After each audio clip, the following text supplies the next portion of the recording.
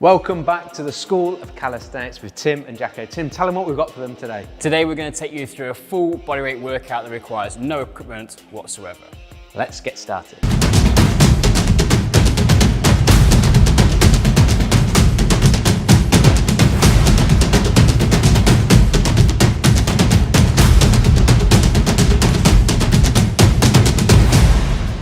So the workout is going to be broken down into 3 different sections. We're going to have some upper body exercises, some work for the core and lower body movements too. And in each of those sections there's going to be 3 exercises that we'll show you, but then the fun's really going to happen when we link those 3 exercises together to give us a great full body workout. Let's get started, Tim. So before we dive into the main body of the workout, we're going to get warmed up. Jacko, take me through a little bit of a prep session. So we're going to do a full body, so we need to make sure we're warming up the entire body. Tim's going to show you through a little sequence and you can follow along. We're going to do it once and then you can maybe go through that a few times to really get your temperature up. So the first one, we're going to attack the lower body, what we call, or has been dubbed, the world's greatest stretch. So Tim's going to lunge forward, hands go down, back leg is straight and glute is on tight. Hand then goes across, and elbow, if you can, touches down at the bottom next to the foot. You're going to feel that in the hip there. Then we come through. He stretches back in that front hamstring here as he lifts the bum up. Comes back down to his lunge position. Bring the core and trunk upright. Squeeze the bum underneath so he's in a nice straight line. And from there, he's going to trek back up into a standing position and swap legs. Just show one from the side, Tim, so we can see that on the other leg. So we've got to make sure we do both sides. So now that you'll see that back leg super nice and straight and long, glute is switched on, hip flexors getting stretched.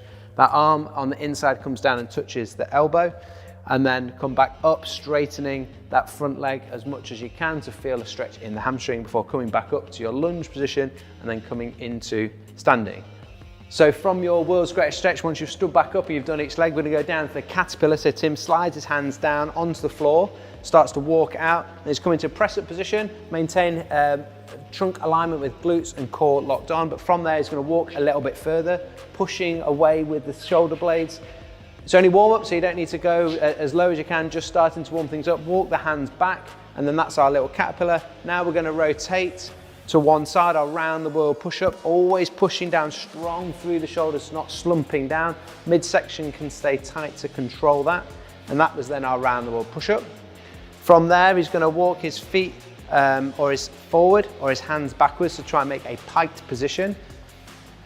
And then from here, he's going into his Pluto sniff, where elbows come down behind, head comes through. We're scooping down to the bottom, maintaining a straight body line and then driving back up to our start position, maintaining good shape. Here we get to work on some of that shoulder flexibility, thoracic spine extension, and controlling midsection and core as we come back up to our start position. A little stretch on the hamstrings as we're walking out of those caterpillars as well. So that is a little sequence we're going to do as part of our warm-up.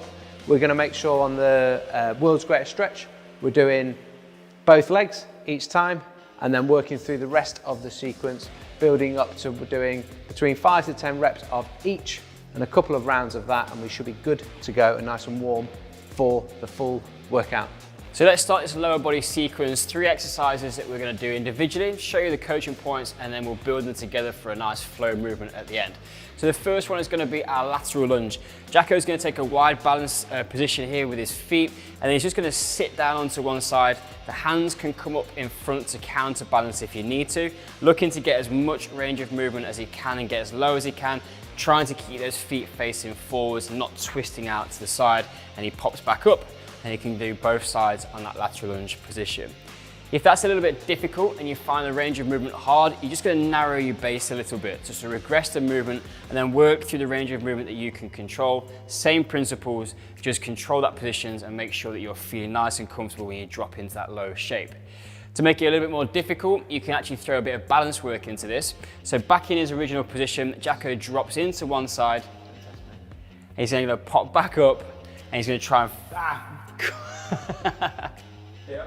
he's going to come up and nail the balance position. So you're a little bit of control of shifting your center of mass over your base of support. Really good to building that lateral stability and also to challenge your balance. Those are 2 things we want the lower body to be able to do. Just proving I can balance. Our second lower body exercise is going to be a split squat jump. So we're going to start in a split stance lunge shape, working these lunge patterns a little bit more. And Jacko for exercise 1 is just going to pop through and just not worry too much about moving the legs, but just trying to get up off the floor. You can see he's doing a great job of using those arms to help him balance. If you find that a little bit difficult or intimidating, you don't feel confident to jump, you can just work through a standard lunge. Same thing, work those arms into that balance shape as you come through and just get into a nice low lunge position. This might be a nice little prep if you've never done any plyometric work before. If you're looking to make it a little bit more difficult and get the heart rate up or build some more explosive power in the lower body, we're going to try and split jump these legs so they're going to change in midair. So he's driving high, pushing hard off the front leg, getting as high as he can, and then split that stance in the midair to land on the opposite side. Again, arm mechanics working exactly the same. There's 3 little lunge progressions that we can do to get those legs working, build some explosive speed, and just get, if you want to, a bit of heart rate going as well. So the final exercise in our lower body sequence is going to be the push-up burpee. Jack's going to show you the main exercise and then we'll give you a progression and regression as we have done before. So he starts off in his push-up position, he drops down, he comes back up to his feet, and then we're just going to look for a small hop. So you lower yourself back down, chest to the ground in a full push-up, and then pop back up. If that feels a bit difficult, we've got a regression where we can start to take a bit more time to get onto the floor, drop the knees on the ground, use the support from the lower body for the push-up, and then stand back up to your start position, removing the jump so we're not having to put that explosive component in, which can be a little bit difficult for some. If we want to go to the next level and we want to make it a bit more difficult, we're going to make it more explosive. So he drops to the ground, full push-up, and then he jumps, and then we're going to throw a little tuck jump in there as well, which is going to force you to start to think about getting a bit higher, moving faster, making this movement a bit more explosive. That's going to be a great little exercise if you want to start to build some more plyometric exercises into your program, but these are great for getting the heart rate up, so we're ticking a couple of boxes with our push-up burpee. So let's put these 3 exercises together into a sequence and start to combine this into a nice little lower body workout. So Jacko's going to start in his lunge shape. He's just going to go through a 1 rep each side. You can scale this as much as you want to by doing more reps. We'll just show you 1 so you know how these fit together. So there's the lunge done. He now pops into his little split jump. He goes 1 each leg, and then he's going to move straight into his push-up burpee. He completes the movement with a little pop off onto the floor. As we say, build those through. If you want to do 10 of each, you can do. You can scale it to as much as you like, and that's going to fit around how much training time you've got and what your individual goals are. And there is a 3 movement lower body sequence to get you started for a low equipment workout. We're going to move on to the core exercises now. We've got another 3 to put together. Again, we'll show you them in an individual sequence, and then we'll link them together into a flow pattern at the end that you can combine when you're ready. So Jacko's going to start with a candlestick position. So he's going to come onto his back, his hands out to the side, trying to drive his feet up as far as he can, trying to get that lower abdominals working to push the hips nice and high. To make that one a little bit easier, he's just going to stay in a more tuck position. He's just going to drive those hips up, but not making the legs up as straight as he was doing before. Staying in a tighter ball is going to make this a little bit easier. And if he wants to make it more difficult, he can challenge his balance more by bringing the hands in away from this wide support, a bit narrower, still working through that high shape and rolling down nice and controlled into this low extended body position with the feet out straight. Playing around with the amount of support, and the lever length is going to be a nice little way to progress or regress the candlestick movement. The second exercise is going to be a bodyweight squat, and we've got a few different progressions to play around in here. So Jacko is going to start with his feet facing forward about shoulder width apart, hands up on the back of his head, and now he's going to drop into a nice low squat position. He's looking to keep the knees tracking in line with the middle of the foot, and we're trying not to allow those knees to come together. Chest should stay upright and sitting down into that movement and cracking a walnut between his butt cheeks on the way back up. We don't want to see any real excessive arching in the back, so try and keep your squat technique as clean and as tidy as possible. If you wanted to make that a little bit easier, you're just going to work through a range of movement that you can control, and we can bring the hands out in front to start to counterbalance the movement as well, making it a little bit easier to sit back. But just prioritize the foot and the knee position, straight lines, and we're going to work on this upper body as we start to control that better position with the hands out in front of the body.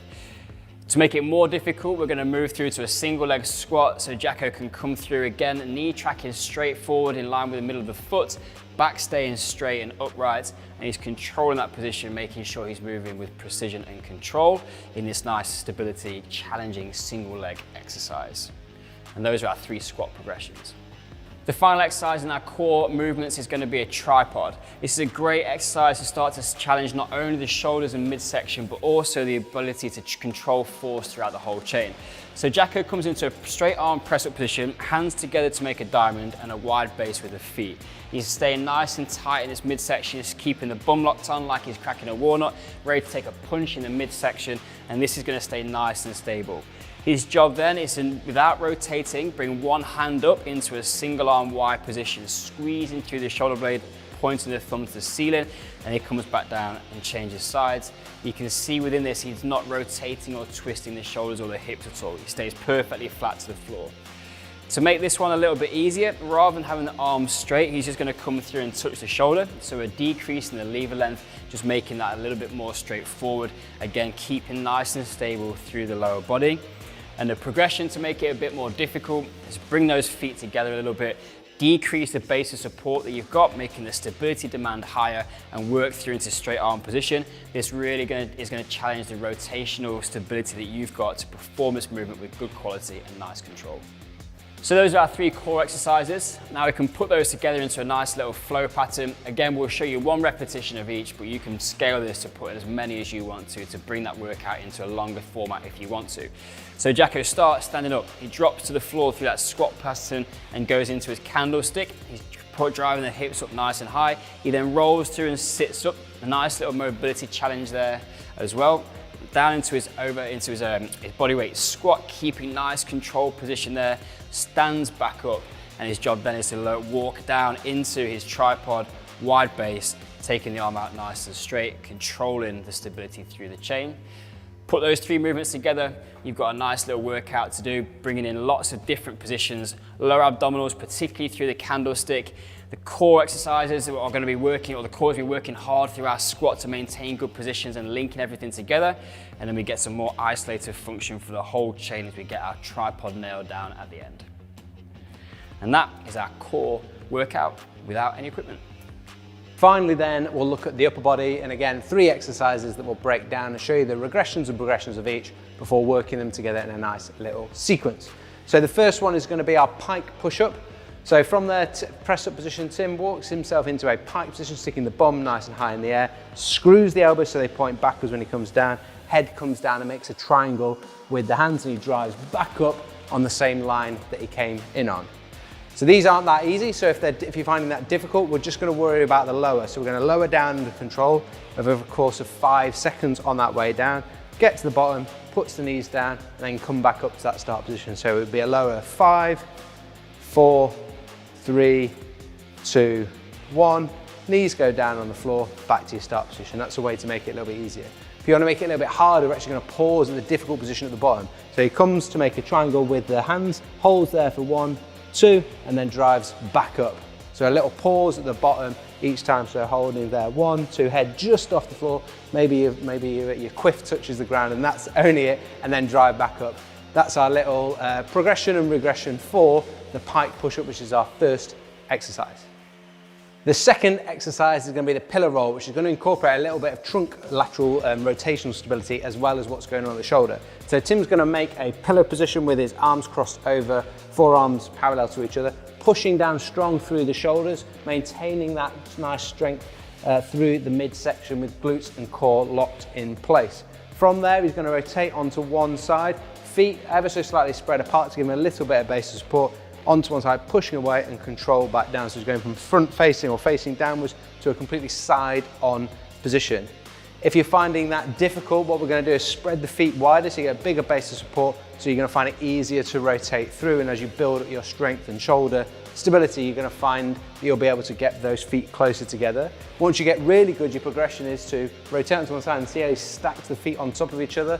A much smaller base of support is going to make the stability and control and balance demand as you come through at the trunk to control that rotation, as well as the shoulder stability when you're pushing down into the floor through your shoulder rather than slumping and having that shoulder up by the ear. We don't want to see the shoulder slumped or the hip slumping down on this. So there's 3 options for you. Pick the one that fits your current strength and movement capabilities. The third upper body exercise is going to fire up that posterior side of the shoulder on the back of our body, where we're going to go into our reverse tabletop position. The first option we're going to have is with the body or legs straight, fingers pointing backwards. Tim's going to squeeze those shoulder blades back. Imagine he's pinching a pound coin between shoulder blades. Lift the chest, but maintain a nice straight body line. Squeezing core, squeezing glutes to get up into that shape. He's going to hold and squeeze at the top for 3 seconds. And then he's going to control back down. When he's at the top, he's trying to squeeze those shoulders back, not having the shoulders rounded and forward. He's going to squeeze them back and push down into the ground to lift himself up. So he's getting retraction of those shoulder blades to help with that elevation. If that's difficult, we're going to shorten the lever length. So the knees become bent now, and all of a sudden because we've bent those knees and we shorten that lever length, there's a little bit, the distance between your base or 2 points of contact with the floor, your base support, is a little bit more advantageous for you in that shape. To make it more difficult to progress it on, we're going to load up one side. So he's going to find that top position, but he's actually going to take one arm off, stay pushing down through that shoulder so he's not slumping, and he rotates on to the other side, trying to maintain a nice straight body position rather than shifting the hips or rotating through the trunk when he's in that shape. And then by the fact that he's only on one side, those shoulder stabilizers are having to work really hard to maintain that position where he's pushing away rather than slumping down into that shoulder. And that is your progression for the reverse tabletop position. And that is the final of our 3 exercises that we're now going to link together. So linking these 3 exercises together now for our upper body sequence. Tim goes into his pike position, so bum nice and high in the air, comes down into his pike push-up. He's going to do 2 of these, because when he comes then down into his pillar position, walking the hands out, he's going to do 2, where 1 to one side. It's nice to stacking the feet, he shows the hard variation, and then 1 to the other. There's his 2 reps. And then from there, he's going to rotate all the way around, fingers pointing backwards, lift the chest, hold for 3 seconds, 2, 1, control back down, and then he would go back into his second rep before rotating all the way back round into then his pike push-up position, and he can start his second round of that sequence. So it's the pike push-ups, it's the pillar roll, and then it's the reverse tabletop. Again, we've given you 3 variations to do, 1 easier, a middle, and a progression. You choose the one that's suitable to you, and that is a nice final sequence or flow of 3 exercises to go into your upper body training as part of this full body workout. So there we have it, your full body workout with no equipment needed at all, covering the lower, core and upper body and how they are integrated in together. 9 exercises, each with progressions and regressions, so you can choose the one that's appropriate to you and put them into those little sequences and flows. Now, I know what you're thinking, how many reps and sets do I need to do, Jacko? Well, Tim's going to tell you. You can scale this for wherever you want to go. If you want to do 1 and you want to just do 1 of each exercise and move through and just do 9 on the balance, you can do that. Or you might choose to do 5 or 10 repetitions of each movement, and you might do 2 to 4 different sets. The great thing about these exercises is it really highlights the importance of moving the entire body. The kinetic chain is an integrated unit. Lots of options to sort of move these into different positions and train different areas, whether you want to prioritize lower body, core or upper body. It's up to you. Have a play with it, see what works in terms of how much training time you've got. But the reality is, if you want to do a 30-minute session or you've got 5 minutes, this workout is going to fit into one of those different situations. So you've always got something you can do, which is going to move your whole body and get you moving better, having more fun and getting superhuman strong. And that is what it is all about, our philosophy on training at the School of Calisthenics. So I hope you enjoyed this one. If you have done, let us know in the comments. And if you want to see any more workout videos like these, do let us know. Anything that you want covering, put those in the comments, and we look forward to helping make more videos and more workouts and content that is specific to whatever you guys and girls out there need. Thank you for watching. Until next time. Class dismissed.